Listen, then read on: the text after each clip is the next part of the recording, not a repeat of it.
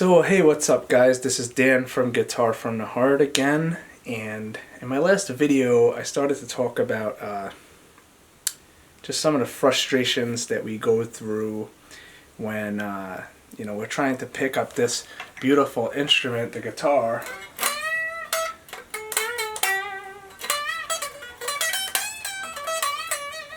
And, we just want to let it rip and express ourselves like that, but it doesn't happen that way right away, right? We tend more to trip over our feet. So it's kind of like a kid trying to tie their shoelaces and deciding after trying over and over again, man, this just ain't worth it. I'm not going to go outside, right?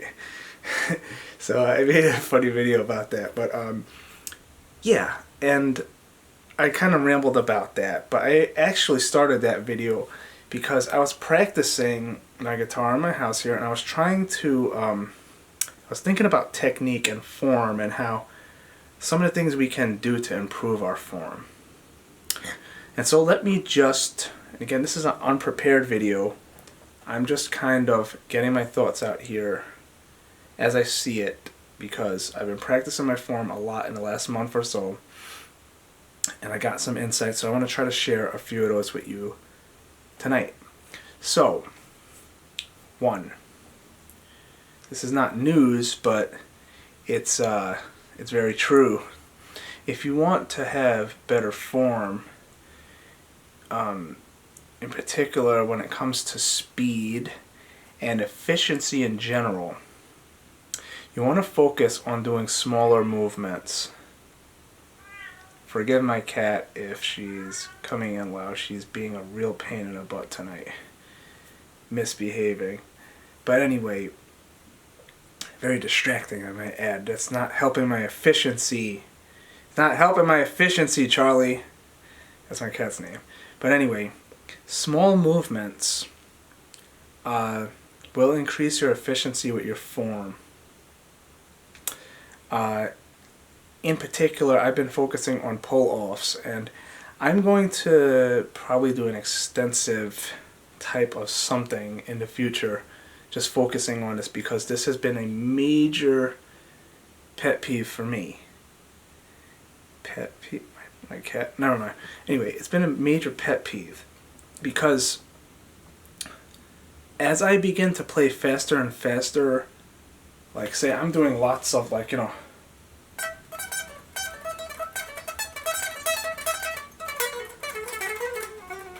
I'm playing stuff like that fast and cleaner than that. I might be on a particular day when I'm recording or I'm playing, and what will happen is I'll get to a certain section, I'm playing instrumental and I'm playing it hot, and I'm just feeling it. Then I get to a certain section that's more technically demanding and faster like that. But a lot of pull-offs in particular, I tire out. And it's been a major frustration for me for years that has kind of kept me back from being able to play stuff that, from some of my guitar heroes and whatnot that we try to emulate. I can't keep up with those guys because I tire out too fast. So it has to do with efficiency, and in particular, my movements are too big. Stop it! Now that's efficiency.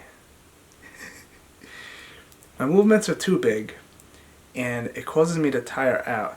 And let me show you something real quick here, right? Let me try to... So if you have a pull-off, say, right? A 2-fret pull-off. If you do that pull-off too big, say if you're on the B string here and you pull off too big, what's going to happen? It's going to start to clip into that second string. And that's not necessarily a bad thing, right? As you pull off the B string, you might drag into the E string. That's not necessarily a bad thing, because it kind of mutes out the string, and you don't want to make a lot of noise and whatnot. But if you are doing this a lot of times, right? You do that pull off a lot of times, and you keep hitting that string, it's gonna wipe you out, man. If you're doing a passage that lasts 30 seconds, and you're doing a lot of lot of pull off, things like that, and you keep hitting a string below, and it's the same finger being used a lot of times, you're gonna wipe out. So what I've been practicing is to kind of make the movement smaller. Just focus on the pull off. And again, I want to dedicate some time in the future to just showing how to really get this technique with proper form. Because I feel like there's not been a lot of material online that's been to my satisfaction with that. And definitely I want to show some of the insights that I've gotten through my years of practice. But I try to pull off and try to stop my finger before it reaches that next string. So again, let me see if I can really focus in close here to show you exactly what I mean.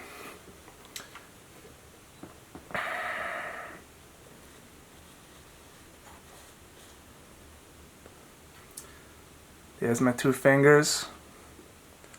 Pull off, but not to the point where I'm pulling down on the string. Pull off, stop before. My finger might be touching it, but I'm not going like that. I'm not going, all the way down with each pull off. I'm just going a little bit.